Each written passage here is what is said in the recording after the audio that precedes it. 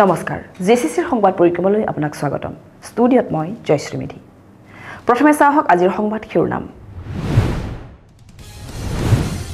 জাগিৰদৰ নেলিৰ মাটি পৰ্বতত বানত ডুবি দুই শিশুৰ হলিল সমাধি হাতুৰিবলৈ গৈ মৃত্যু হয় মুকেশ ৰাজভৰ আৰু বিজয় ৰাজভৰৰ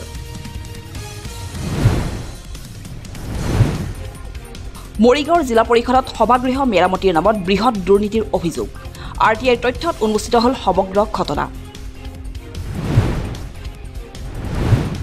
জাগিৰদৰ নেলিত পুনৰ জব্দ অবৈধভাৱে সৰবৰাহ কৰা গোধন দুখন ট্ৰাকৰ পৰা জব্দ ৩৩টাকৈ গোধন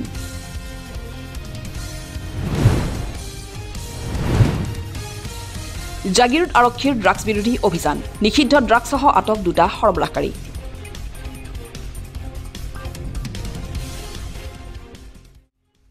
এতিয়া চাওক বাতৰি বিস্তৃত ৰূপত জাগিৰোডৰ বিভিন্ন স্থানত এতিয়া অবৈধ গো সৰবৰাহকাৰীৰ দবদপনি মঙ্গলবাৰে পুৱতি নিশা নেলিত আৰক্ষীয়ে পুনৰ জব্দ কৰে ৩৩টাকৈ অবৈধভাৱে সৰবৰাহ কৰা গৰু বিগত সপ্তাহত মৰিগাঁও আৰক্ষীয়ে শতাধিক গোধন জব্দ কৰা ঘটনাই প্ৰমাণ কৰিছে মৰিগাঁৱত কিমান সক্ৰিয় অবৈধ গৰু সৰবৰাহৰ সিন্ডিকেট জাগিৰোডত পুনৰ জব্দ অবৈধভাৱে সৰবৰাহ কৰা গৰু নেলিত ধাৰাবাহিকভাৱে জব্দ হৈছে গোধন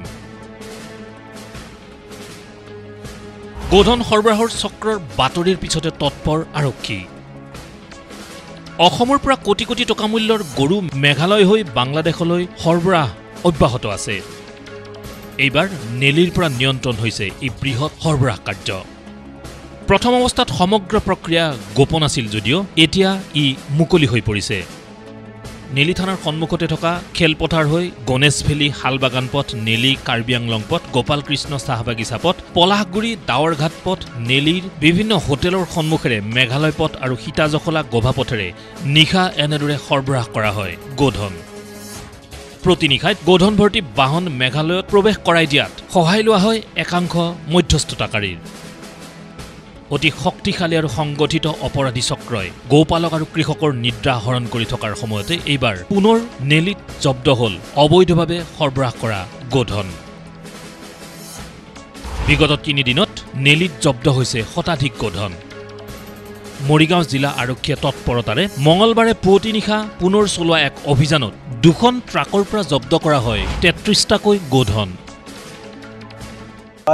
মৰ্নিং মই মানে ওলাই গৈছিলোঁ তেতিয়া খবৰটো পালোঁ যে গৰু চৰু ধৰিছে বুলি এনে শুনা পালোঁ যিহেতু পুলিচ প্ৰশাসন কেইবাখনো গাড়ী অহা দেখা পালোঁ ত' মই গ'লোঁ স্পটৰ দেখা পালোঁ যে দুখন ট্ৰাক ডাঙৰ ট্ৰাকে মানে এনেকুৱা বোকা হৈ থকাৰ বাবে গাড়ী দুখন ফাঁচি আছিলে তাৰপিছত দেখিলোঁ যে গৰুকেইটা তাত নাই গৰুকেইটা পুলিচে অলৰেডি ওলাই লৈ গ'লগৈ কিন্তু ক'ব গ'লে ৰাতি পুলিচে ইয়াত ৰখীয়া হৈ থাকে তথাপিও ইমান ডাঙৰ দুখন ট্ৰাক কেনেকৈ সোমালে এইটো ক'বলৈ নোৱাৰোঁ ক'বলৈ প্ৰায় এনেকৈ কেইবাকেইখনো গৰু গৈ থাকে কিন্তু পুলিচ প্ৰশাসনে এতিয়ালৈকে একো বিহিত ব্যৱস্থা লোৱা নাই কিমান গৰু আছিল বুলি ক'ব গ'লে বৰ্তমানটো ৩৩টা গৰু ধৰা পৰিছে আৰু গৰু আছিলে চাগে গম নাপাওঁ হয়তো পলায়ন কৰিব পাৰে গৰুকেইটা দুদিন পূৰ্বে নেলিত জব্দ কৰা হৈছিল ৬০টা অবৈধভাৱে সৰবৰাহ কৰা গৰু এনে গোধন সৰবৰাহকাৰী চক্ৰৰ ভূস্বৰ্গ হৈ পৰিছে মৰিগাঁও জিলাৰ লগতে কাৰ্বি আংলং জিলাৰ সীমান্ত স্পৰ্শ কৰি যোৱা মেঘালয়ৰ গাঁওসমূহ আনহাতে একাংশই কিলিং নৈ পাৰ কৰি মেঘালয়ৰ বিভিন্ন গাঁৱলৈ গোধন সৰবৰাহ কৰাৰ কথাও পোহৰলৈ আহিছে যাৰ বাবে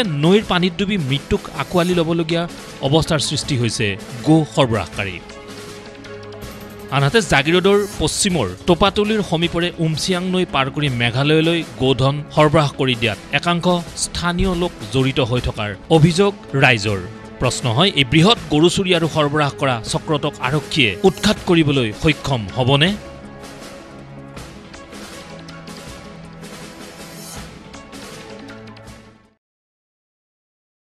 আপুনি মিঠাই খাই ভাল পায় নেকি তেনেহ'লে সাৱধান হওক মৰিগাঁৱৰ একাংশ হোটেল ৰেষ্টুৰেণ্ট গ্ৰাহকক বিক্ৰী কৰা হয় গেলাপচা সামগ্ৰীৰে প্ৰস্তুত কৰা বিভিন্ন খাদ্য মৰিগাঁৱৰ মনচুইটছ নামৰ মিঠাইৰ বিপণীখনত খাদ্য সুৰক্ষা বিভাগে চলোৱা অভিযানত অলপতে পোহৰলৈ আহিল এই ভয়ংকৰ ঘটনা এই সন্দৰ্ভত চাওক আমাৰ এক এক্সক্লুচিভ ৰিপৰ্ট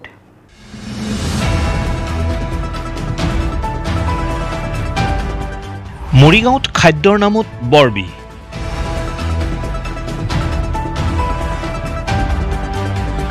খাদ্য সুৰক্ষা বিভাগৰ অভিযানত ওলাল ভয়ংকৰ তথ্য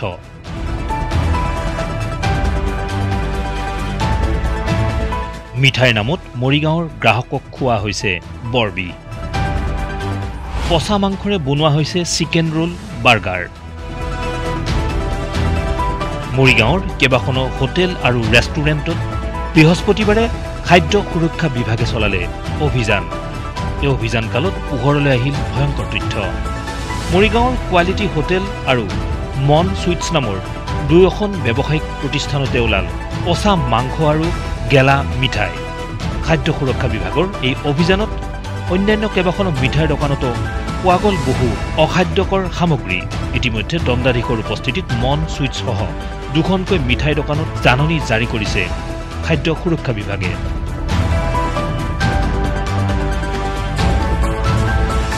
কিন্তু প্ৰশ্ন হয় খাদ্যৰ নামত দীৰ্ঘদিনৰে পৰা অস্বাস্থ্যকৰভাৱে বৰবিষ খুৱাই অহা এইসমূহ ব্যৱসায়িক প্ৰতিষ্ঠানৰ বিৰুদ্ধে বিশেষ ব্যৱস্থা গ্ৰহণ কৰিবনে মৰিগাঁও জিলা প্ৰশাসনে নে জাননী জাৰি কৰি দায়িত্ব সামৰিব বিভাগীয় কৰ্তৃপক্ষই আমি আসলে জিলা আয়ুক্ত আদেশ মৰ্মে আমাক অৰ্ডাৰ কৰি দিছে মেজিষ্ট্ৰেট এজনৰ লগত ফুড ছেফটি অফিচাৰ আমাৰ পাটৰ ডাঙৰীয়া আমাৰ মৰিগাঁও জিলাত যিমানকেইখন খোৱা জেগা লগত ডিপাৰ্টমেণ্টেল ষ্ট'ৰ বা এনেকুৱা চব্জি মণ্ডি যিমান সেইখিনি আমাক ৰেণ্ডমলি ভিজিট কৰিব দিছে সেইটো আজি আমি প্ৰথম আৰম্ভ কৰিলোঁ ড্ৰাইভটো আজি আমি 4খন দোকান কভাৰ কৰিলোঁ মৰিগাঁও টাউন অঞ্চলত প্ৰথম আমি গ'লোঁ কোৱালিটি হোটেলত তাৰপিছত আমি গ'লোঁ তাৰ ওচৰতে থকা মান সুইটছ তাৰ সন্মুখত জেপিআৰত গ'লোঁ আৰু তাৰপিছত তাৰ চাইড থকা দিল্লী কা মাছুৰ বিৰিয়ানী বুলি বিৰিয়ানী জইন তাতে চবতছে ডিপ্ল'ৰেবল কণ্ডিশ্যন আমি পালোঁ কোৱালিটি হোটেলখনত তাত গৈ পেলাই আমি যেতিয়া তলত সিহঁতৰ বনোৱা জেগাত চালোঁগৈ তাতে পালোঁ যে না লাইট ভালকৈ আছে না ড্ৰেইনেজ প্ৰপাৰ আছে আৰু যোনখিনি তেল ব্যৱহাৰ কৰি চিঙৰা বনাইছিলে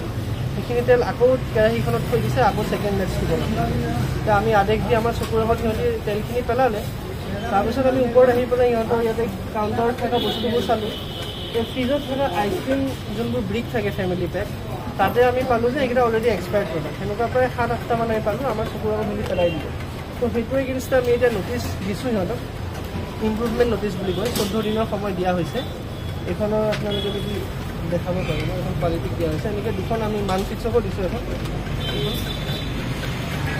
এইটো হেৰি মতে 14 দিনত সিহঁতসকলে যোনখিনি খুঁটি নাটি পালোঁ ইম্প্ৰুভমেণ্ট কৰি পেলাই আমাৰ ফুড ছেফটি অফিচলৈকে এটা ৰিপৰ্ট দিব তাৰপিছত আৰু এটা ইনস্পেকশ্যন হ'ব যদি তেতিয়া আমি ছেটিছফাইড হওঁ তেতিয়াহ'লে ঠিকে থাকিব নহ'লে লাইচেঞ্চ সুবিধা ছাছপেণ্ড হৈ যাব মালিকেও ইয়াত কৈছে যে আমি যোনখিনি কৰিব লাগে কৰিম সেইখিনি বাকী আৰু এইটো কৰিবলৈকে দৰকাৰী এইটোৱে আছিলে মানে যিহেতু আমাৰ গ্ৰাহকবোৰে ইয়াতে আহি খায় এখন বহুত চেলিং জেগা সেই গ্ৰাহকবোৰো জানা উচিত যে তেখেতসকলে কিহত খাই আছে আৰু স্বাস্থ্য জেগা বহুত ডাঙৰ সম্পদ মানুহ গতিকে সেই ভাবি আমাৰ জিলা আয়ুক্তই আমাক এইটো অৰ্ডাৰ দি পেলাই আমাক পঠিয়ালোঁ মন সুইটছত আমি দেখিলোঁ তাতো যদি কোৱালিটিতকৈ বহুতখিনি ভাল কিন্তু তাতো কিছুমান তাতে ক্ৰাইটেৰিয়া আছে য'ত আমি সিহঁতক হেৰি কৰি আছোঁ যে একচুৱেলি সিহঁতি আনলেভেল ফুড প্ৰডাক্ট য'ত একো MRP নাই ৱেইট নাই সেনেকৈ বেছি আছে যোনটো ফুড ছেফটি এক্টৰ মতে নোৱাৰে এইটো আমি অলৰেডি সিহঁতক অৱগত কৰিছোঁ আৰু আমি এটা কথা সিহঁতৰ ফ্ৰিজ য'ত সিহঁতি বনায় পাকঘৰ যোনটো ফ্ৰিজ আছে তাতে নন ভেজ আৰু ভেজ যোনটো সিহঁতি নোৱাৰে একেলগে থ'বলৈ বা একেলগে থোৱা আছে আৰু ফ্ৰিজটো যথেষ্ট লেতেৰা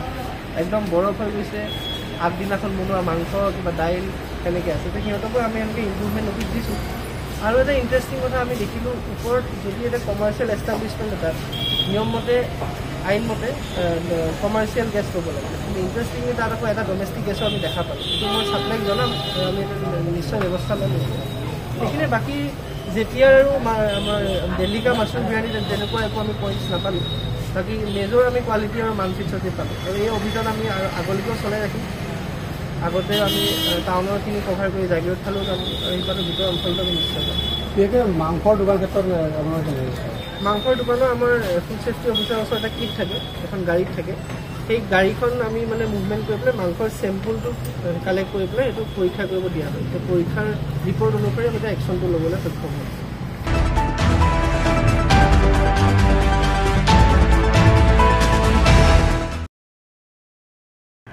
নেলি মাটি পৰ্বতত মঙলবাৰে আবেলি সংঘটিত হয় এক শোকাবহ ঘটনা পানীত সাঁতুৰিবলৈ গৈ হলিল সমাধিহতে 2 শিশুৰ মৃত শিশু দুটি মুকেশ ৰাজভৰ আৰু বিজয় ৰাজভৰ এই ঘটনাই সমগ্ৰ অঞ্চলজুৰি শোকৰ ছাপ পেলাইছে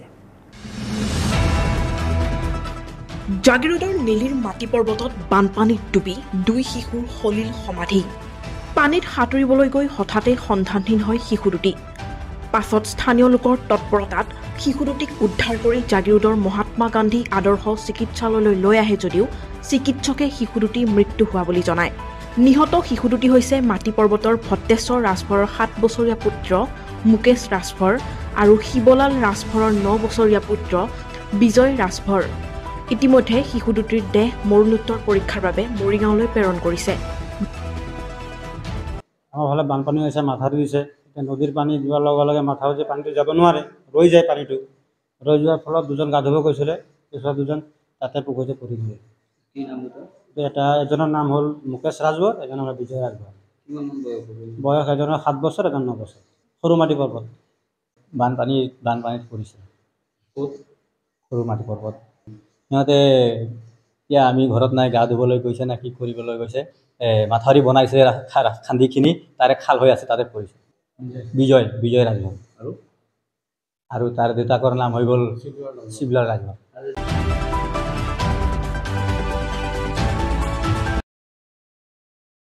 পুনৰ আন্দোলনমুখী হ'ব তিৱা ছাত্ৰ সন্থা। দীৰ্ঘদিনেৰে পৰা চৰকাৰে তিৱা জনগোষ্ঠীত সৰ্বদিশতে প্ৰতাৰণাৰ অভিযোগ তুলি দেওবাৰে জাগিৰোডত অনুষ্ঠিত জাতীয় অভিৱৰ্তনত এলানি প্ৰতিবাদী কাৰ্যসূচী ৰূপায়ণ কৰা হ'ব বুলি ঘোষণা তিৱা নেতৃবৃন্দৰ। পুনৰ প্ৰতিবাদী কাৰ্যসূচী গ্ৰহণ কৰিব সদৌ তিৱা ছাত্ৰ সন্থাই। জাগিৰোড কলা মন্দিৰ প্ৰেক্ষাগৃহত দেওবাৰে অনুষ্ঠিত হোৱা তিৱা জাতীয় সমস্যা আৰু অসম চৰকাৰৰ ভূমিকা শীৰ্ষক অভিৱৰ্তনত এই হুংকাৰ প্ৰদান কৰিলে তিৱা ছাত্ৰ সন্থাৰ বিষয়ববীয়াই। ষষ্ঠ অনুসূচীভুক্ত স্বায়ত্ত শাসন প্ৰদানৰ লগতে ট্ৰাইবেল বেল্ট আৰু ব্লক সংৰক্ষণ, সাংবিধানিক ৰক্ষা কৱচ প্ৰদান, তিৱা ভাষা প্ৰৱৰ্তন আৰু তিৱা ভাষাৰ শিক্ষক নিযুক্তি, তিৱা জনগোষ্ঠীক ভূমিৰ অধিকাৰ প্ৰদানকে ধৰি কেইবাটাও গুৰুত্বপূৰ্ণ সমস্যা সন্দৰ্ভত আলোচনা কৰি তিৱা অভিৱৰ্তনত এই হুংকাৰ প্ৰদান কৰিলে তিৱা নেতৃত্বই।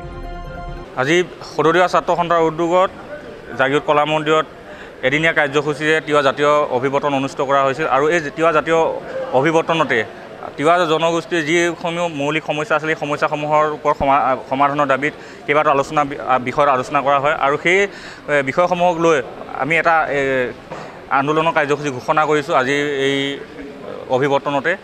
প্ৰথমতে হ'ল আমি 12 আগষ্ট তাৰিখে মৰিগাঁৱত 3 ঘণ্টীয়া অৱস্থান ধৰ্মঘট কাৰ্যসূচী ঘোষণা কৰা হৈছে। তাৰ লগে লগে 15 আগষ্ট তাৰিখটো যিহেতুকে স্বাধীনতা দিৱস, সেই স্বাধীনতা দিৱসটো যিহেতুকে তিৱাসকলে দাবী কৰি অহা আজি 35 বছৰ পাৰ হৈ গ'ল, সেই দাবীসমূহ আজিলৈকে সমাধানৰ সূত্ৰ তেখেতসকলে কোনোখন চৰকাৰে নুলিয়ালে। গতিকে সেই যি স্বাধীনতা দিৱস হ'ব, সেই স্বাধীনতা দিৱসটো আমি সদৌ তিৱা ছাত্ৰ সন্থাই বৰ্জন কৰিম, কলা বেজ পৰিধান কৰিম। আনহাতে আগন্তুক 15 আগষ্টত স্বাধীনতা দিৱস বৰ্জন কৰাৰ সমান্তৰালভাৱে ছেপ্টেম্বৰত মধ্য অসম বন্ধৰ কাৰ্যসূচীও হাতত লোৱা হ'ব বুলি জানিবলৈ দিলে তিৱা ছাত্ৰ সন্থাৰ বিষয়ববীয়াই। 23 আগষ্ট তাৰিখে গুৱাহাটীত যিহেতুকে এছেম্বলি চলিব, এছেম্বলিত আমি 3 ঘণ্টীয়া ধৰ্ণা কাৰ্যসূচী ঘোষণা কৰিছোঁ। তাৰ লগে লগে ছেপ্টেম্বৰ মাহৰ প্ৰথম সপ্তাহত এটি সজাতি দল দিল্লীলৈ যাব আৰু সেই দিল্লীত অমিত শ্বাহকে আদি কৰি গৃহমন্ত্ৰী অমিত শ্বাহ, তাৰ লগতে জনজাতি পৰিক্ৰমা মন্ত্ৰী, প্ৰাইম মিনিষ্টাৰ সকলোকে এটা মেমৰিয়াম দিয়া হ'ব সমস্যাসমূহ সমাধানৰ কাৰণে। তাৰ লগে লগে আমি তাৰ পাছতো যদি সমস্যাসমূহ সমাধান নহয়, তেতিয়াহ'লে কিন্তু আমি মধ্য অসম বন্ধৰ দৰে কাৰ্যসূচী ঘোষণা কৰিবলৈ বাধ্য হ'ম। দীৰ্ঘদিনৰে পৰা ৰাজ্য চৰকাৰে তিৱা জনগোষ্ঠীয় সমস্যাসমূহক আওকাণ কৰি অহাৰ অভিযোগ সংগঠনটোৰ নেতৃত্বৰ। শীঘ্ৰেই সমস্যাসমূহ সমাধান নকৰিলে পুনৰ এনেদৰে আন্দোলনৰ পথ বাছি ল'ব বুলিও জানিবলৈ দিলে তিৱা নেতৃত্বই। জাগিৰোডত এটা তিৱা জাতীয় অভিৱৰ্তন অনুষ্ঠিত হয় আৰু সেই অভিৱৰ্তনত জাতীয় অভিৱৰ্তনত আমি তিৱাসকলৰ সমস্যা, এই সমস্যাবিলাকৰ ওপৰত অসম চৰকাৰৰ যিটো ভূমিকা, এই ভূমিকা সম্পৰ্কে আমি বিতং আলোচনা আজি কৰিছোঁ আৰু সেই আলোচনাত আমি দেখিলোঁ যে অসম চৰকাৰে আচলতে আমাৰ সমস্যা সমাধান কৰাৰ ক্ষেত্ৰত আগ্ৰহী নহয়। তেওঁলোক আমাক আভুৱা ভাৰি আছে, তেওঁলোকে সময় লৈ আছে, সময় নি এতিয়া আকৌ সময় নায়েই এতিয়া। গতিকে তেওঁলোকে বাৰে বাৰে আমাক ঠগিব বিচাৰিছে। আজি যিসকল এই অসম চৰকাৰৰ নেতৃত্ব বহন কৰি আছে, যিসকল জনজাতিৰ সমস্যাবিলাক মানে তেওঁলোকে চোৱা চিতা কৰে, দপ্তৰবিলাক তেওঁলোকে চলাই আছে, তেওঁলোকেই এটা সময়ত আমাৰ স্বায়ত্ত শাসনৰ মূল দাবীদাৰ আছিল। ষষ্ঠ অনুসূচীৰ মূল দাবীদাৰ আৰু মূল বক্তব্য ৰখা মানুহ তেওঁলোকেই আছিল, কিন্তু আজি তেওঁলোক নিমাত। আমি আচৰিত হৈছোঁ। আমি প্ৰথমতে আশা কৰিছোঁ তেওঁলোকে কিবা এটা কৰিব, কিন্তু যিহেতু কৰা নাই, তিৱা ভাষাৰ ক্ষেত্ৰত তেওঁলোকে কোনো পদক্ষেপ ল'ব পৰা নাই, তিৱা মানে স্বায়ত্ত শাসনৰ ক্ষেত্ৰতো তেওঁলোকে ষষ্ঠ অনুসূচী অন্তৰ্ভুক্তকৰণৰ কথাও একো কৰিব পৰা নাই। আজি সাংবিধানিক মৰ্যাদাৰ কথা কৈছে, কিন্তু কেনেধৰণৰ সাংবিধানিক মৰ্যাদা? সেই সাংবিধানিক মৰ্যাদাৰ ক্ষমতা কি থাকিব এই বিষয়ে কিন্তু আজিলৈকে কোনো কথা আমাৰ লগত আলোচনা বিলোচনা কৰা নাই গতিকে আমি দেখিছোঁ যে এনেকৈ আৰু সময় অতিবাহিত কৰি থাকিবলৈ দিয়া নহ'ব আমি ছেপ্টেম্বৰ মাহতে আকৌ পুনৰ মধ্য অসম বন্ধৰ দৰে কাৰ্যসূচী ল'বলৈ আমি আগবাঢ়িম আৰু বাধ্য হ'ম আনহাতে হ'বলগীয়া আন্দোলনৰ কাৰ্যসূচীত যদি কোনো অপ্ৰীতিকৰ পৰিস্থিতিৰ সৃষ্টি হয় তেনেহ'লে ইয়াৰ বাবে শাসনাধিষ্ঠিত চৰকাৰখনে জগৰীয়া হ'ব বুলিও সকীয়াই দিলে তিৱা ছাত্ৰ সন্থাৰ এই অভিৱৰ্তনত একগোট হোৱা তিৱা নেতৃবৃন্দই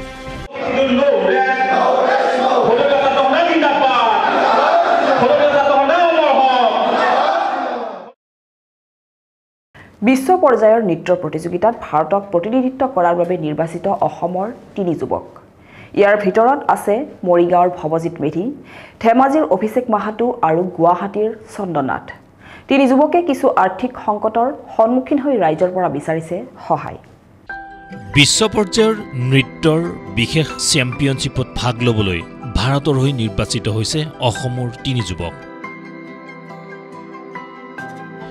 ইয়াৰ ভিতৰত আছে মৰিগাঁৱৰ ভৱজিৎ মেধি ধেমাজিৰ অভিষেক মাহাতো আৰু গুৱাহাটীৰ চন্দননাথ আমেৰিকাত অনুষ্ঠিত হ'বলগীয়া ৱৰ্ল্ড হিপ হপ ডেন্স চেম্পিয়নশ্বিপৰ বাবে নিৰ্বাচিত হৈছে অসমৰ এই 3 যুৱ নৃত্যশিল্পী প্ৰতিযোগিতাখনত অংশগ্ৰহণৰ বাবে আগন্তুক 25 জুলাইত অসমৰ পৰা মুম্বাইলৈ যাত্ৰা কৰাৰ অন্তত 29 জুলাইত মুম্বাইৰ পৰা আমেৰিকালৈ যাত্ৰা কৰিব এই 3 যুৱকে মোৰ নাম অভিষেক মাহাতো হয় মোৰ ঘৰ জোনাই ধেমাজি তাৰপিছত ভৱজিতৰ ঘৰ মৰিগাঁও আৰু চন্দনৰ ঘৰ গুৱাহাটীত হয়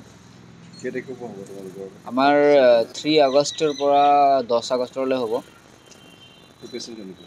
প্ৰিপাৰেশ্যন মানে আমি এইটো কাৰণে বহুত আগৰ পৰা প্লেনিং কৰা আছিল আমাৰ অলমষ্ট 9 ইয়াৰ্ছ আমাৰ প্লেনিং আছিলে মানে 9 ইয়াৰ্ছৰ আগৰ পৰা মোৰ গ্ৰুপ আমি ফৰ্ম কৰিছিলোঁ তাৰপিছত আমি প্লেনিং কৰিছোঁ বহুত কম্পিটিশ্যন আমি এটেণ্ড কৰিছোঁ মানে ইণ্ডিয়াত হওক তাৰপিছত বেলেগ চিটিজত হওক আমি বহুত জেগাত কম্পিটিশ্যন কৰিছোঁ তাৰপিছত আমাৰ মানে প্লেনিং এইটো আছিলে কি এডাল্ট ডিভিজনত যোৱা য'ত মানে আপোনাৰ 5টাৰ পৰা 9টালৈ মানে মেম্বাৰ যাব পাৰি বাট ডিউ টু মানে ফাইনেন্সিয়েল মানে কাৰণৰ বাবে আমি মানে অকল 3জনে এতিয়া গৈ আছোঁ মানে এইটো ফিনিক্স এৰিজনাত হ'ব USA world hip hop dance championship নমস্কাৰ মোৰ নাম চন্দন নাথ মই গুৱাহাটীৰ আৰু মই কমচে কম 12 বছৰ হ'ল মোৰ ডান্স কৰি থকা তো ফাইনেলি এতিয়া গৈ আছোঁ ৱৰ্ল্ড হিপ হপ ডান্স চেম্পিয়নশ্বিপত যোনটো 2014ৰ পৰাই মানে আমি ভাবি আছিলোঁ যামকৈ তো এতিয়া ফাইনেলি গৈ আছোঁ সকলো যাৱতীয় নথিপত্ৰৰ কাম সমাপন হৈছে যদিও এতিয়া আৰ্থিক সংকটৰ বাবে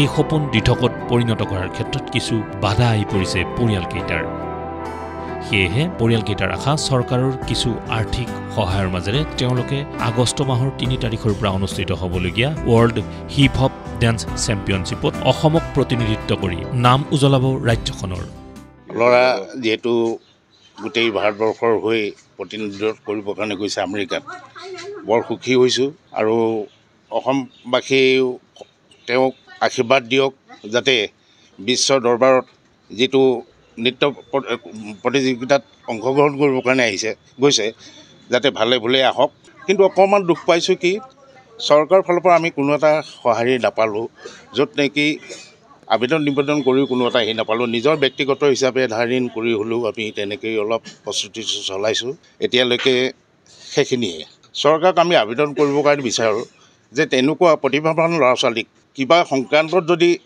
বিভিন্ন ক্ষেত্ৰতেই হওক তেনেকুৱা অৰ্থৰ ফালৰ পৰা অকণমান সহায় সহযোগ কৰিলে নিশ্চয় অসমৰ বহু ল'ৰা ছোৱালী উপকৃত হ'ব ইউনিটি ওৱান ক্ৰিউ নামৰ এটি বিশেষ গ্ৰুপেৰে অংশগ্ৰহণ কৰিব এই 3 নৃত্যশিল্পীয়ে নমস্কাৰ মোৰ নাম ভৱজিৎ মেধি মোৰ গ্ৰুপৰ নাম হৈছে ইউনিটি ওৱান ক্ৰু আৰু আমাৰ কম্পিটিশ্যনটো হৈছে world hip hop dance championship Phoenix এৰিজনাত হ'ব আমাৰ এই কম্পিটিশ্যনটো USA আমাৰ অলমষ্ট 1 ইয়েৰে হ'ব এতিয়া আমাৰ কণ্টিনিউ প্ৰেক্টিচ চলি আছে আৰু আমি যাবলৈ ৰেডি হ'লোঁ এতিয়া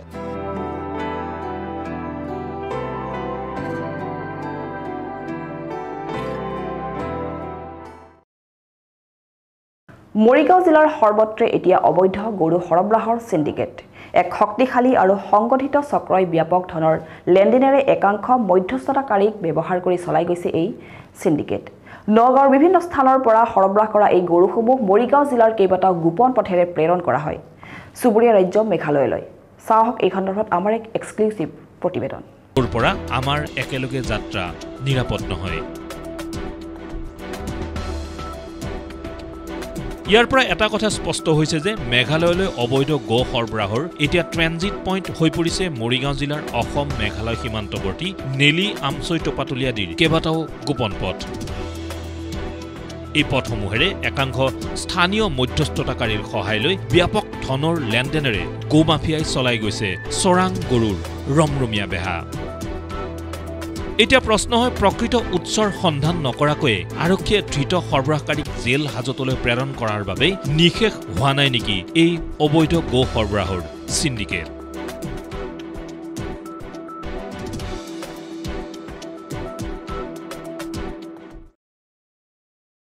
মৰিগাঁও জিলা পৰিষদত সভাগৃহ মেৰামতিৰ নামত বৃহৎ অনিয়মৰ অভিযোগ। চহী জালিয়াতি কৰি ধন লুণ্ঠন চলোৱাৰ বিৰুদ্ধেও থানাত এজাহাৰ দাখিল কনিষ্ঠ অভিযন্তাৰ। মৰিগাঁও সদৰ থানাতো গোচৰ ৰুজু RTIৰ কৰ্মীৰ। উল্লেখযোগ্য যে RTIৰ তথ্যত পোহৰলৈ আহিছে জিলা পৰিষদৰ অনিয়মৰ ভয়ংকৰ কাণ্ড। মৰিগাঁও জিলা পৰিষদৰ কাৰ্যালয়ৰ তলৰ মহলাৰ সভাগৃহ পুনৰ মেৰামতিৰ নামত 2022-23 বৰ্ষত ৰূপায়িত আঁচনিত ব্যাপক অনিয়ম সংঘটিত হোৱাৰ তথ্য পোহৰলৈ আহিছে। ইণ্টাৰেষ্ট ফাণ্ডৰ টকাৰে 35,82,172 টকা ব্যয়েৰে নিৰ্মাণ কাৰ্য সম্পূৰ্ণ কৰা আঁচনিখন কেইজনমান বিষয়া কৰ্মচাৰীয়ে চৰকাৰী ধন লুণ্ঠন কৰাৰ অভিযোগ উত্থাপিত হৈছে। এই আঁচনিখনৰ ধন লুণ্ঠনত পূৰ্বৰ মৰিগাঁও জিলা পৰিষদৰ মুখ্য কাৰ্যবাহী বিষয়া, অভিযন্তা, কম্পিউটাৰ সহায়ক আৰু কনিষ্ঠ সহায়কৰ নাম সাঙুৰ খাই পৰিছে। অভিযোগ অনুসৰি জিলা পৰিষদৰ এই নিৰ্মাণ কাৰ্যৰ নিবিদা আহ্বান কৰি ঠিকাদাৰক কাম আবণ্টন দিব লাগিছিল যদিও চৰকাৰী নীতি নিৰ্দেশনা উলংঘা কৰি সেই সময়ত ন্যস্ত স্বাৰ্থ সিদ্ধিৰ বাবে কামৰ আবণ্টন দিয়ে পূৰ্বৰ জিলা পৰিষদৰ মুখ্য কাৰ্যবাহী বিষয়াজনে। আনহাতে নিৰ্মাণ সমিতিত বকুল মহন্ত নামৰ এজন ব্যক্তিক অবৈধভাৱে সভাপতি পাতে পূৰ্বৰ জিলা পৰিষদৰ মুখ্য কাৰ্যবাহী বিষয়াই। সম্প্ৰতি এই দুৰ্নীতিৰ তথ্য পোহৰলৈ আহিছে এক RTIৰ যোগেৰে। ইফালে সেই সন্দৰ্ভত নিৰ্মাণ সমিতিৰ কনিষ্ঠ অভিযন্তাৰ দায়িত্বত থকা ৰামপ্ৰসাদ শইকীয়া নামৰ কনিষ্ঠ অভিযন্তাগৰাকীৰ চহী জালিয়াতি কৰাৰো অভিযোগ উত্থাপিত হৈছে। চহী জালিয়াতি কৰাৰ অভিযোগত মৰিগাঁও সদৰ থানাত এখন এজাহাৰ দাখিল কৰে কনিষ্ঠ অভিযন্তাজনে। শেহতীয়াকৈ এটা দুৰ্নীতি মৰিগাঁও জিলা সংঘটিত হৈছে। মৰিগাঁও জিলা পৰিষদৰ কাৰ্যালয়ত 10/6/24 তাৰিখে এটা RTI কৰিছিলোঁ। জিলা পৰিষদৰ যিটো তলৰ মহলাৰ সভাকক্ষ আছিলে সেইটো তথ্য বিচাৰি বিভিন্ন আঁচনিয়ে ইণ্টাৰেষ্টৰ টকা প্ৰায় 36 লাখ টকা তেখেতসকলে সেইটো কোনো এষ্টিমেট কোনো টেণ্ডাৰ নোহোৱাকৈ তেওঁলোকে নিৰ্মাণ কৰা বা কিবা ৰিপেয়াৰিং কৰা আচবাব কিনা দেখুৱাইছে। বস্তুটো সম্পূৰ্ণ এষ্টিমেটবিহীন টেণ্ডাৰবিহীনভাৱে নিৰ্মাণ কৰিলে জিলা পৰিষদৰ সেই সময়ত CO ক্ষিতীশ পেগু ছাৰৰ দিনত ইয়াৰে সুবিধা ল'লে কেইজনমানে। তাৰে এখন কমিটি হৈছিলে। কমিটিখনত আছিলে চেয়াৰমেন বকুল মহন্ত বুলি ল'ৰাজন ওচৰৰে দোকান দিয়ে আৰু মেম্বাৰ ছেক্ৰেটাৰী CO জিলা পৰিষদ, মেম্বাৰ JE জিলা পৰিষদ মৰিগাঁও, মেম্বাৰ ট্ৰেজাৰী অফিচাৰ। কিন্তু কথাটো হ'ল কি, এইটো সম্পূৰ্ণ দুৰ্নীতি সংঘটিত হৈছে। তাৰ প্ৰমাণ মই 10/6/24 তাৰিখে RTI কৰিছিলোঁ। RTI কৰাৰ পাছত সেই সময়ত যিজন নিৰ্মাণ কনষ্ট্ৰাকশ্যন কমিটি মেম্বাৰ আছিল JE ৰামপ্ৰসাদ শইকীয়া, তেখেতে অভিযোগ কৰিছে যেতিয়া RTIটো দিয়াৰ পাছত তথ্যখিনি পোহৰলৈ আহিব তেখেতে 26/6/2024 তেখেতে CO আৰু থানাত এখন এজাহাৰ দিছে যে তেখেতে চহী জালিয়াতি কৰিছে। কিন্তু এই ৰামপ্ৰসাদ শইকীয়া কেইজনমান ব্যক্তিৰ ওপৰত তেখেতে অভিযোগনামা দিছে। অপূৰ্ব কুমাৰ মেধি। উক্ত এজাহাৰৰ ভিত্তিত ইতিমধ্যে মৰিগাঁও আৰক্ষীয়ে বিভাগীয় ফাইলসমূহ জব্দ কৰাৰ লগতে মৰিগাঁও জিলা প্ৰশাসনেও বিষয়টোৰ তদন্ত অব্যাহত ৰাখিছে। আনহাতে RTI কৰ্মী বদন শৰ্মাই দুৰ্নীতিৰ অভিযোগ উঠা বিষয়া অভিযন্তাৰ বিৰুদ্ধে মৰিগাঁও সদৰ থানাত মঙলবাৰে দাখিল কৰিলে এজাহাৰ। এতিয়া কোনোবা অফিচ কাৰ্যালয় কিবা চেক পে'মেণ্ট কৰিলে চেক নম্বৰটো থাকেই, কিন্তু ডেটটো উল্লেখ থাকে। এয়া দেখিছে নাই, চেক পে'মেণ্ট হেৰি কৰিছে পাৰ্টিবিলাকত, ইয়াত ডেট ইছ্যু নাই। সেইটো এটা ডাঙৰ হেৰি অভিযোগ। আৰু এই মাষ্টাৰ ৰোডত আপুনি সাংঘাতিক হেৰি কৰিছে। এইখন মাষ্টাৰ ৰোড, ইয়াত চন মাহ কোনো উল্লেখ নাই, নাম উল্লেখ নাই। এনেকুৱাকৈ তেওঁলোকে মাষ্টাৰ ৰোড তৈয়াৰ কৰি টকাটো দুৰ্নীতি সংঘটিত কৰিছে। এইটো এটা ডাঙৰ অভিযোগ। মাষ্টাৰবিলাকত নাম নাই, এইবিলাক চব নাম নাই। 1, 2, 3, 4 আছে, এইপিনে প্ৰেজেণ্ট এবচেণ্ট দিয়া আছে। ইয়াত নাম নাই, কোন চনৰ কোন মাহৰ সেইবিলাক কোনো উল্লেখ নাই। এইবিলাকক লৈ আজি মই মৰিগাঁও সদৰ আৰক্ষী থানাত এখন এজাহাৰ দিছোঁ। আৰু সেই এজাহাৰত যে ৰামপ্ৰসাদ শইকীয়া নামৰ যিজন জেই আছিলে কনষ্ট্ৰাকশ্যন কমিটি, তেখেতে সাৰিবলৈ তেখেতে কিছু ব্যক্তি ওপৰত উল্লেখ কৰা ব্যক্তিসকলক সাঙুৰি এখন তেখেতৰ চহী জালিয়াতি কৰি ধন সৰকালে বুলি অভিযোগ কৰিছে। আজি মই তেখেতকো সেই ৰামপ্ৰসাদ শইকীয়াকো তদন্ত আওতালৈ আনিব লাগে বুলি মই এখন হেৰি দিছোঁ। আৰু বাকীসকলক তেখেতে যিসকল ব্যক্তি উল্লেখ কৰিছে নাম, সেই সকলকো সেই তদন্ত আওতালৈ সৈতে আনিবলৈ আইনগত ব্যৱস্থা ল'বলৈ মই এজাহাৰ দাখিল কৰিছোঁ। এজাহাৰত আছে সেই সময় CO Kshitish Pegu sir, junior engineer, যি এতিয়া শেহতীয়াকৈ চহী জালিয়াতি কৰিছে বুলি অভিযোগ দিছে, থানাত FIR দিছে। ৰামপ্ৰসাদ শইকীয়া, অপূৰ্ব মেধি, নৱকৃষ্ণ মহন্ত আৰু পিপাচী মহন্তৰ নাম তেখেতে উল্লেখ কৰি দিয়া মতে মই সেই তেখেতৰ এজাহাৰত উল্লেখ থকা ব্যক্তিসকলকো সাঙুৰি ল'বলৈ থানাত এজাহাৰ দাখিল কৰিছোঁ। এতিয়া মই সেইসকল ব্যক্তি যিসকলে ৰামপ্ৰসাদ শইকীয়াকে আদি কৰি যিসকলৰ যাতে জড়িত, সেইসকলৰ ওপৰত উচিত শাস্তি বিচাৰিছোঁ।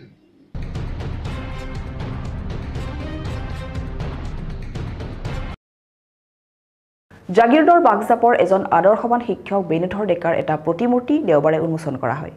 উন্মোচনী অনুষ্ঠানৰ লগতে কেইবাগৰাকী বিশিষ্ট ব্যক্তিৰ উপস্থিতিত শিক্ষকগৰাকীৰ এখন স্মৃতিচাৰণ সভাও অনুষ্ঠিত কৰা হয়। জাগিৰোডৰ বাগজাপত দেওবাৰে উন্মোচন কৰা হ'ল এগৰাকী আদৰ্শ শিক্ষক প্ৰয়াত বেণুধৰ ডেকাৰ এটি প্ৰতিমূৰ্তি। প্ৰায় 2 বছৰ পূৰ্বে এক পথ দুৰ্ঘটনাত নিহত হোৱা আদৰ্শ শিক্ষকগৰাকীৰ স্মৃতি সদায় সজীৱ কৰি ৰখাৰ উদ্দেশ্যে এক মাংগলিক কাৰ্যসূচীৰ মাধ্যমেৰে এই প্ৰতিমূৰ্তিভাগী উন্মোচন কৰে নগাঁও শিলঙনিৰ মাণ্ডলিক কৃষি গৱেষণা কেন্দ্ৰৰ মুখ্য বিজ্ঞানী ডক্টৰ হিৰণ্য কুমাৰ বৰাই। উন্মোচনৰ পিছতে প্ৰতিমূৰ্তিত বন্তি প্ৰজ্বলন আৰু পুষ্পাঞ্জলি অৰ্পণ কাৰ্যসূচীত বিশিষ্ট কেইবাগৰাকীও ব্যক্তিৰ লগতে আত্মীয় স্বজনে অংশগ্ৰহণ কৰে। পৰৱৰ্তী পৰ্যায়ত জ্যেষ্ঠ সাংবাদিক মন্টু কুমাৰ মেধিয়া আগধৰা এক বিশেষ অনুষ্ঠানত আদৰণি ভাষণ আগবঢ়াই শিক্ষকগৰাকীৰ পত্নী তথা কৃষি বিজ্ঞানী ডক্টৰ অঞ্জুমালা ডেকাই। এই অনুষ্ঠানত বিশিষ্ট অতিথি হিচাপে অসম কৃষি বিশ্ববিদ্যালয়ৰ অৱসৰী সম্প্ৰসাৰণ শিক্ষা সঞ্চালক ডক্টৰ হেমেন চন্দ্ৰ ভট্টাচাৰ্য, নগাঁৱৰ কৃষি বিজ্ঞান কেন্দ্ৰৰ অধ্যাপক ডক্টৰ নিৰঞ্জন ডেকা আৰু বিশিষ্ট কৃষি বিজ্ঞানী ডক্টৰ ডালিম পাঠক, ডক্টৰ পংকজ কুমাৰ দেৱ চৌধুৰী প্ৰমুখ্যে আন কেইবাগৰাকীও বিশিষ্ট ব্যক্তিয়ে অংশগ্ৰহণ কৰে।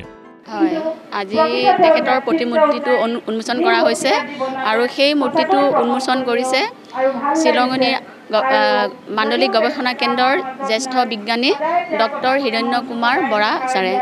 অনুষ্ঠানত আৰু বহুকেইজন বিশিষ্ট ব্যক্তি উপস্থিত আছে। তাৰে ভিতৰত ডক্টৰ হেমেন চন্দ্ৰ ভট্টাচাৰ্য ছাৰ, তেখেত অৱসৰপ্ৰাপ্ত সম্প্ৰসাৰণ শিক্ষা সঞ্চালক অসম কৃষি বিশ্ববিদ্যালয়, লগতে কৃষি বিজ্ঞান কেন্দ্ৰ নগাঁৱৰ হেড ডক্টৰ নিৰঞ্জন ডেকা ছাৰ আৰু ডক্টৰ ডালিম পাঠক ছাৰ, HRS কাহিকুচিৰ প্ৰধান বিজ্ঞানী আৰু উপস্থিত আছে। তেখেতে যিখন স্কুলত কৰ্ম কৰিছিলে সেই স্কুলৰে প্ৰধান শিক্ষয়িত্ৰী বন্দনা দত্ত বাইদেউ। প্ৰয়াত বেণুধৰ ডেকাৰ পত্নীৰ আৰু পৰিয়ালবৰ্গৰ তত্বাৱধানত নিৰ্মাণ কৰা এই প্ৰতিমূৰ্তিৰ উন্মোচনী অনুষ্ঠানত নিষ্ঠাৱান শিক্ষকগৰাকীয়ে মৃত্যুৰ সময়লৈকে কৰ্মৰত ধৰমটোলস্থিত মতিৰাম বৰা উচ্চতৰ মাধ্যমিক বিদ্যালয়ৰ অধ্যক্ষ বন্দনা দত্তকে ধৰি বিশিষ্ট ব্যক্তিসকলে শিক্ষকগৰাকীৰ জীৱন সন্দৰ্ভত আলোকপাত কৰে। সম্পূৰ্ণ পূৰ্ণায় মূৰ্তি এটা আমাৰ স্বৰ্গীয় বনুধৰ ডেকাৰ স্মৃতিত তেখেতৰ পত্নী আৰু অঞ্জুমালা ডেকা আৰু পৰিয়ালবৰ্গই পৰিকল্পনা মতে আজি উন্মোচন হ'ল আমাৰ আনুষ্ঠানিকভাৱে উন্মোচন হ'ল আমাৰ এই অঞ্চলৰ বহুতো বিশিষ্ট গণ্যমান্য ব্যক্তি আৰু ৰাইজৰ উপস্থিতিত এই অনুষ্ঠানটোত উপস্থিত মই ধন্য মানিছোঁ অঞ্জুমালা ডেকা তেখেতৰ পত্নী স্বৰ্গীয় বেনুধৰ ডেকাৰ তেখেত আমাৰ কৰ্মৰ সহযোগী আমাৰ কৰ্মস্থানতে তেখেতে কৰ্ম কৰে তেখেত এজন সহজ সৰল খুব ভাল ব্যক্তি আছিল একেবাৰে সিধা পোনপটীয়া শিক্ষকতা কৰিছিল তেওঁ ধৰমটোল উচ্চতৰ মাধ্যমিক বিদ্যালয়ত ৰাজনীতি বিজ্ঞানৰ শিক্ষক আছিল শিক্ষক হিচাপেও তেখেতৰ ছাত্ৰ ছাত্ৰী বা তেওঁলোকৰ শিক্ষক সমাজৰ পৰিয়ালৰ মাজত যথেষ্ট জনপ্ৰিয় আছিল আজি 2 বছৰৰ আগতে অতি আকস্মিকভাৱে আমি ক'ব নোৱাৰাকৈ এটা পথ দুৰ্ঘটনাত যিটো অসমৰ এতিয়া এটা ডাঙৰ সমস্যা পথ দুৰ্ঘটনা এনেকুৱা এজন ব্যক্তি হঠাতে আমাৰ মাজৰ পৰা হেৰাই গ'ল সেই হেৰাই যোৱা কথাটো আমি সেই সময়ত যেতিয়া আমি সন্ধিয়া সময়ত কথাটো গম পাইছিলোঁ আমি কোনেও বিশ্বাস কৰিব পৰা নাছিলোঁ কিন্তু যেটো আমাৰ বাস্তৱ হ'ল বাস্তৱ হোৱাৰ পিছত আমি একেবাৰে সহ্য কৰিব পৰা নাছিলোঁ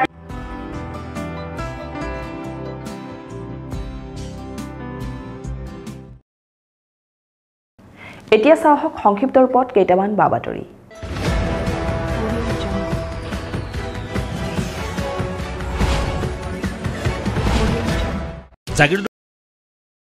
মৰিগাঁৱৰ বঘৰাত ভয়ংকৰ ঘটনা পাহাৰৰ পৰা শিল খহি আহি পৰিল সমীপৰে বাসস্থানত কথমপি প্ৰাণ ৰক্ষা পৰিয়ালৰ মৰিগাঁও চহৰৰ সমীপৱৰ্তী মৰিগাঁও বনাঞ্চলিক বিষয়া কাৰ্যালয়ৰ কাতে লাগি থকা বঘৰা হাতীগড়ত সংঘটিত হৈছে এই ঘটনা দীৰ্ঘদিনৰে পৰা বিভাগীয় নীতি নিৰ্দেশনা উলংঘন কৰি একাংশ লোকে অবৈধভাৱে পাহাৰৰ শিল ভঙাৰ ফলতে এনেদৰে শিলৰ টুকুৰা ছিটিকি আহি পৰিল সমীপৰে বাসগৃহত বুধবাৰে পুৱতি নিশা বৃহৎ আকাৰৰ শিল খহি ৰূপেশ্বৰ ডেকা নামৰ ব্যক্তিজনৰ ঘৰৰ পিছপিনৰ দেৱাল ভাঙি পেলায় বিএছএফত কৰ্মৰত ৰূপেশ্বৰ ডেকাৰ ঘৰত সেই মুহূৰ্তত আছিল কেৱল তেওঁৰ পত্নী আৰু এগৰাকী কণমানি প্ৰকাণ্ড শিলটোৱে হেঁচা মাৰি ধৰাৰ ফলত ৰূপেশ্বৰ ডেকাৰ ঘৰটোৰ পিছপিনৰ অংশ সম্পূৰ্ণৰূপে ভাঙি যায় দুদিন পূৰ্বেও পাহাৰৰ প্ৰকাণ্ড শিলটোৱে ঘৰটোত বিপদসংকুলভাৱে হেঁচি ধৰিছিল যদিও বন বিভাগে বা মৰিগাঁও জিলা প্ৰশাসনে কোনো খবৰ নোলোৱাৰ অভিযোগ সেয়েহে এতিয়া আতংকত দিন কটাইছে ৰূপেশ্বৰ ডেকাৰ অকলশৰীয়া পত্নীয়ে ৰাতি 1টা বজাত কৰিছিলে বুধবাৰে ৰাতি 1টা বজাত হাতীগড় হয়তো খাবই লাগিব যি জোকাৰণি দিব আৰু শব্দটো বহুত হৈছে আৰু ভূমিকম্প অহা বুলিয়ে সকলোৱে কৈছে আৰু কিন্তু এতিয়া আমাৰ ঘৰতে পৰিছে কাৰণেতো আমিতো বহুত ভয় খাই বাহিৰলৈ ওলাই গৈ আহিছোঁ তাৰপিছতহে মই ভিতৰত চাইছোঁ গোটেই মানে ঘৰ ভাঙা আৰু মই আছিলোঁ আৰু ভতিজা সৰু ছোৱালী এজনী আছিল তাৰপিছত জোঁৱাই আছিল আৰু ভাঙি থাকে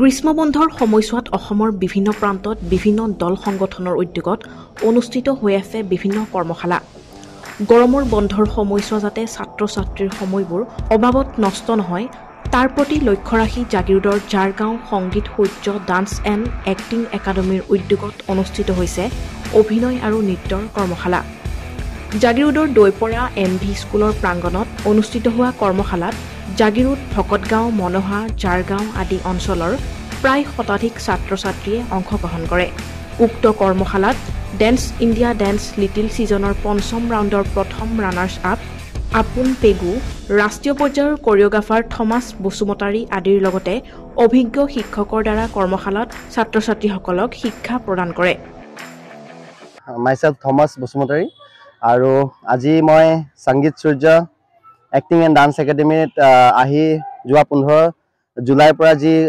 কৰ্মশালা অনুষ্ঠিত হৈ আছিলে তাতে ময়ো এজ এ ফেকাল্টি নিমন্ত্ৰিত আছিলোঁ আহিলৈ মই ইয়াত আজি মোৰ 3 দিন হৈছে ইয়াত শিকোৱা খুবেই ভাল ইয়াত মৰিগাঁৱৰ যিখিনি ল'ৰা ছোৱালী আছে বহুতে টেলেণ্টেড হয় আৰু আশা কৰোঁ যাতে আজি আপুন পেগু যেনেকৈ গৈ এনেকৈ প্লেটফৰ্ম এটাত গৈ আমাৰ অসমৰ কাৰণে প্ৰাউড কঢ়িয়াই আনিছে ঠিক তেনেকৈ আমাৰ ইয়াৰ পৰা মৰিগাঁও ঝাৰগাঁৱৰ পৰাও যাতে বিখ্যাত ইংতি ডাঙৰীয়াৰ যোনটো মানে অনুষ্ঠান তাৰ পৰাও যাতে আমাৰ ল'ৰা ছোৱালীখিনি এনেকৈ আগবাঢ়ি তাত এনেকৈ কিবা এটা ভাল প্লেটফৰ্ম এটাত মানে ভাল জয়যুক্ত হৈ আমাৰ জেগালৈ মানে नाम কঢ়িয়াই আনিব বুলি আশা কৰিছো।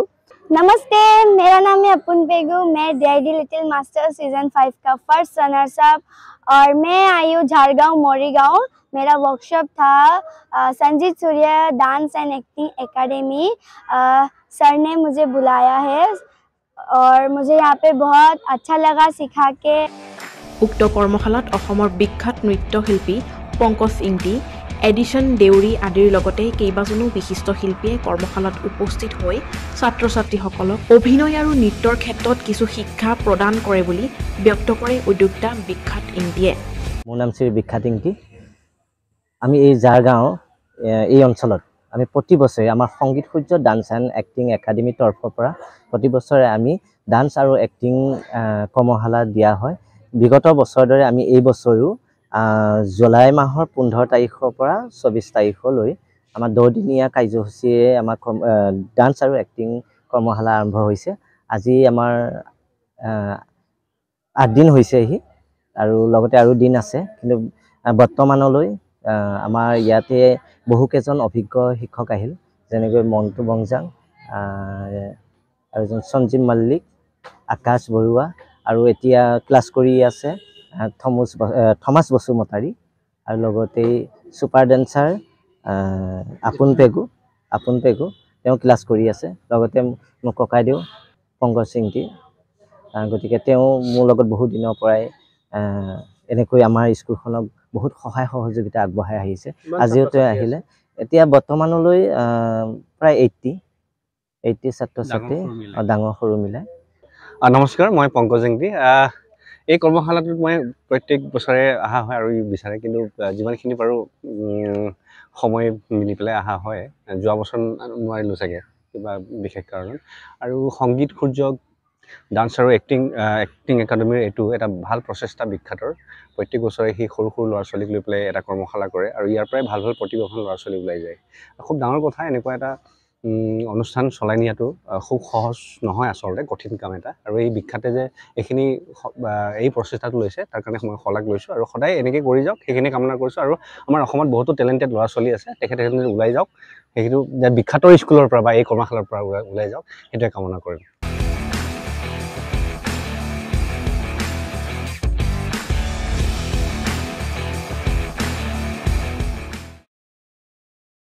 মঙলবাৰে নিশা মৰিগাঁও আৰক্ষীৰ ড্ৰাগছ বিৰোধী অভিযান।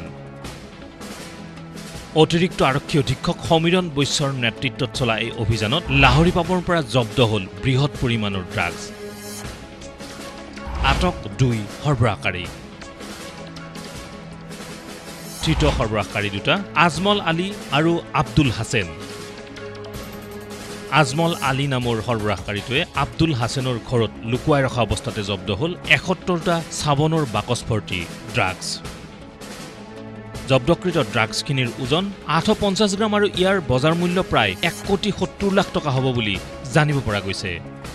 তৃতীয় সৰবৰাহকাৰী আজমত আলীৰ ঘৰ মৈৰাবাৰীৰ লেংৰিবৰীত আৰু আব্দুল হাছেনৰ ঘৰ লাহৰীপামত বুলি জানিব পৰা গৈছে। ডিমাপুৰৰ পৰা ড্ৰাগছখিনি আজমত আলী নামৰ সৰবৰাহকাৰীটোৱে সৰবৰাহ কৰিছিল। ঘটনা সন্দৰ্ভত ইতিমধ্যে মৰিগাঁও আৰক্ষীয়ে জোৰদাৰ তদন্ত আৰম্ভ কৰিছে।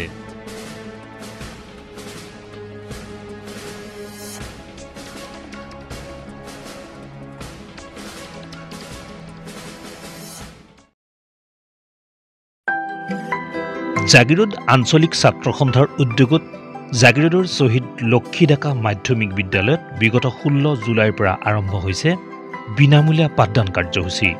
নৱম আৰু দশম শ্ৰেণীৰ শিক্ষাৰ্থীসকলক ইংৰাজী, গণিত আৰু সাধাৰণ বিজ্ঞান বিষয়ক দিয়া হৈছে বিনামূলীয়া পাঠদান। এই বিনামূলীয়া পাঠদানত কেইবাগৰাকীও অভিজ্ঞ শিক্ষকে অংশগ্ৰহণ কৰিছে।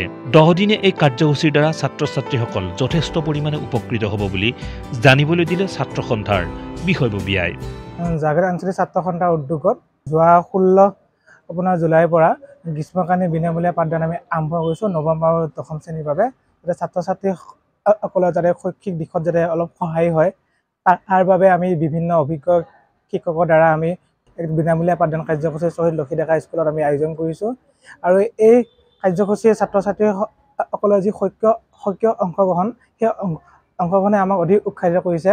আমি আশা ৰাখিছোঁ এই কাৰ্যসূচী 24 তাৰিখলৈ চলিব আৰু 25 তাৰিখে আমি জাগিৰোডৰ ছাত্ৰ সন্থাৰ আগত জাগিৰোডৰ যিমানখিনি শিক্ষানুষ্ঠান আছে শিক্ষানুষ্ঠানৰ 75% ওপৰৰ যোনখিনি ল'ৰা ছোৱালীয়ে এবাৰ মেট্ৰিক পাছ বা হায়াৰ ছেকেণ্ডেৰী পাছ কৰিব সক্ষম হৈছে তেওঁলোকক সম্বৰ্ধনা জনোৱাৰ উদ্দেশ্যে এখন অভিনন্দন অনুষ্ঠান আয়োজন কৰিছোঁ। আমি আশা ৰাখিছোঁ এই অনুষ্ঠান যাতে সফল কৰি তুলিবলৈ সমূহ ছাত্ৰ ছাত্ৰীসকলক সহায় সহযোগ কামনা কৰিছোঁ।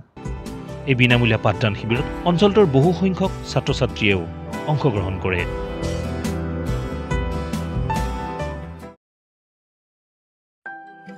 মৰিগাঁও জিলা সাহিত্য সভাৰ নাট্য উপসমিতিৰ উদ্যোগত আৰু দৌৰ নাট্যগোষ্ঠী আৰু গৱেষণা কেন্দ্ৰ বাগজাপৰ সহযোগত 21 জুলাইৰ পৰা জাগিৰোডৰ বাগজাপত অনুষ্ঠিত কৰা হৈছে 8দিনীয়া এক গ্ৰীষ্মকালীন অভিনয় আৰু নৃত্যৰ কৰ্মশালা। অহা 28 জুলাইলৈ শ্বহীদ সূৰ্য বৰা মাধ্যমিক বিদ্যালয় প্ৰাংগণত অনুষ্ঠিত হ'বলগীয়া এই কৰ্মশালাত অৰ্ধশতাধিক শিক্ষাৰ্থীয়ে অংশগ্ৰহণ কৰে। মৰিগাঁও জিলা সাহিত্য সভাৰ নাট্য উপসমিতিৰ সম্পাদক নিকুঞ্জ মোহন শৰ্মাই কৰ্মশালাৰ বাবে শিক্ষাৰ্থী আৰু অভিভাৱকৰ সহযোগিতাৰ শলাগ লয়। মৰিগাঁও জিলাৰ অসম সাহিত্য সভাৰ নাট্য উপসমিতিৰ উদ্যোগত আমি 7দিনীয়াকৈ অভিনয় আৰু নৃত্য কৰ্মশালা ইয়াত অনুষ্ঠিত কৰিছোঁ আৰু ইয়াত সহযোগ কৰিছে দৌৰ আৰু উত্তৰণ মহিলা গোষ্ঠীয়ে।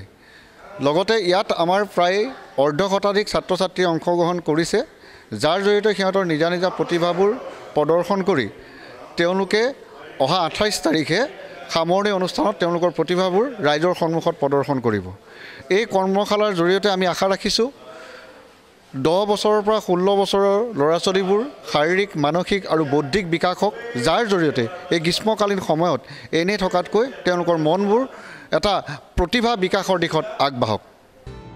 উক্ত কৰ্মশালাত মুখ্য প্ৰশিক্ষক হিচাপে অভিনেত্ৰী তথা নৃত্যশিল্পী প্ৰিয়ংকা বৰঠাকুৰ আৰু অভিনেতা ৰাতুল ঠাকুৰীয়া আদি উপস্থিত থাকে। সুন্দৰকৈ চলি আছে আমাৰ 7দিনীয়া কাৰ্যসূচীলৈ এইটো কৰা হৈছে। 7 দিনত আমি ভাবিছোঁ এখন নাটক আৰু নৃত্য তেনেকৈ শিকাই মেলি ল'ৰা ছোৱালীখিনি আগবঢ়াই নিম আৰু এই অঞ্চলটোৰ ল'ৰা ছোৱালীখিনি সঁচাকৈ বহুত আগ্ৰহিত আৰু তেওঁলোকৰ গাৰ্জেনসকলেও দেখিছোঁ ইমানখিনি ছাপোৰ্ট কৰিছে। গোটেই দিনটোও কেতিয়াবা ক্লাছ হয়, গাৰ্জেন বহি থাকে বা ষ্টুডেণ্টখিনিও সুধো আমি ভাগৰ লাগিছেনে নাই, ভাগৰ লগা নাই সিহঁতৰ। আমি তেনেকৈ প্ৰচেছ এটাত শিকাই গৈ আছোঁ। প্ৰথম মাজে মাজে আমি খেলোঁ, মাজে মাজে আমি ভইচৰ এক্সাৰচাইজ কৰাওঁ, মাজে মাজে ফিজিকেল ফিটনেছৰ ওপৰত কৰাওঁ। গোটেইখিনি মিলাই মেলি আমি এখন নাটক উলিয়াবলৈ চেষ্টা কৰি আছোঁ। আপোনালোকে দেখিব পাইছেই চাগে পিছফালে সিহঁতে প্ৰস্তুতি চলাই আছে। তো তেনেকৈ আমি ভাবিছোঁ 28 তাৰিখে এখন নাটক আমি চবৰে আগত দাঙি ধৰিম।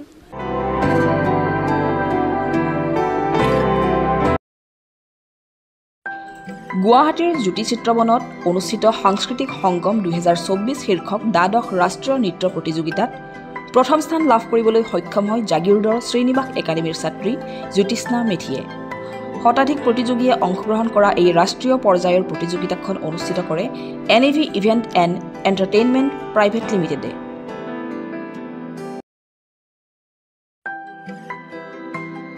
জাগিৰোডৰ জ্যেষ্ঠ নাগৰিক সমিতিৰ উদ্যোগত বুধবাৰে জাগিৰোড কলা মন্দিৰত অনুষ্ঠিত হয় এখনি সম্বৰ্ধনা সভা। উচ্চ মাধ্যমিক তথা উচ্চতৰ মাধ্যমিক চূড়ান্ত পৰীক্ষাত সৰ্বোচ্চ নম্বৰপ্ৰাপ্ত 10জন কৃতি শিক্ষাৰ্থীক সম্বৰ্ধনা জনোৱাৰ উদ্দেশ্যে আয়োজন কৰা হয় এই সম্বৰ্ধনা সভাৰ। অনুষ্ঠানত সভাপতিত্ব কৰে জ্যেষ্ঠ নাগৰিক সমিতিৰ সভাপতি দেৱকুমাৰ ভূঞাই। এই কাৰ্যসূচীত উপস্থিত থাকে মুখ্য অতিথি হিচাপে জাগিৰোড মহাবিদ্যালয়ৰ অধ্যক্ষ ভৱেন চন্দ্ৰ নেওগ প্ৰমুখে কেইবাগৰাকীও বিশিষ্ট ব্যক্তি। কাৰ্যসূচীত অঞ্চলটোৰ বিভিন্ন শিক্ষানুষ্ঠানৰ শিক্ষক শিক্ষয়িত্ৰী জ্যেষ্ঠ নাগৰিক সমিতিৰ বিষয়ববীয়াসকলে সহযোগিতা আগবঢ়ায়।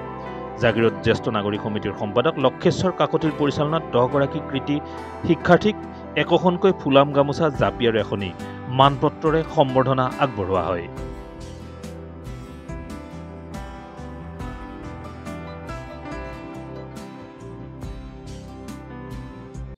জাগিৰোড জ্যেষ্ঠ নাগৰিক সমিতি সিদ্ধান্ত অনুসৰি 2024 বৰ্ষত হাইস্কুল আৰু হায়াৰ ছেকেণ্ডেৰী কাউন্সিল আৰু সেৱাৰ আণ্ডাৰত তত্বাৱধানত যিসকলে আমাৰ সভাৰ সিদ্ধান্ত অনুসৰি 85 এণ্ড এভাব যিসকল ছাত্ৰ ছাত্ৰীয়ে কৃতিত্বৰে তেওঁলোকৰ জীৱনত অৰ্জন কৰিলে, কৃতিত্বৰে তেওঁলোকে পাছ কৰিলে, তেওঁলোকক আমাৰ বৃদ্ধসকলে, বয়সস্থসকলে, জ্যেষ্ঠসকলে আশীৰ্বাদ, শুভেচ্ছা তথা ভৱিষ্যতে যাতে এজন সুনাগৰিক হয়, ভৱিষ্যতে যাতে এজন ভাল নাগৰিক হৈ আমাৰ অসমৰ বা জাগিৰোডৰ যাতে নাম কৰে, সেই উদ্দেশ্যে এখন সভা আহ্বান কৰা হৈছিলে।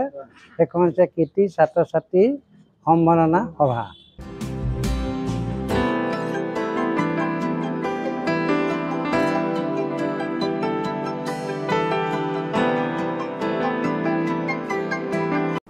আজিৰ সংবাদ পৰিক্ৰমা ইমানতে সামৰিছোঁ। জাগিৰোড, মৰিগাঁও আৰু ইয়াৰ কাষৰীয়া বিভিন্ন অঞ্চলৰ বাতৰিলৈ আমি আপোনালোকৰ মাজলৈ আহোঁ প্ৰতি বুধবাৰে সন্ধিয়া আৰু বৃহস্পতিবাৰে পুৱা। গতিকে চাবলৈ নাপাহৰিব আপোনালোকৰ প্ৰিয় অনুষ্ঠান JCCৰ সংবাদ পৰিক্ৰমা। ধন্যবাদ।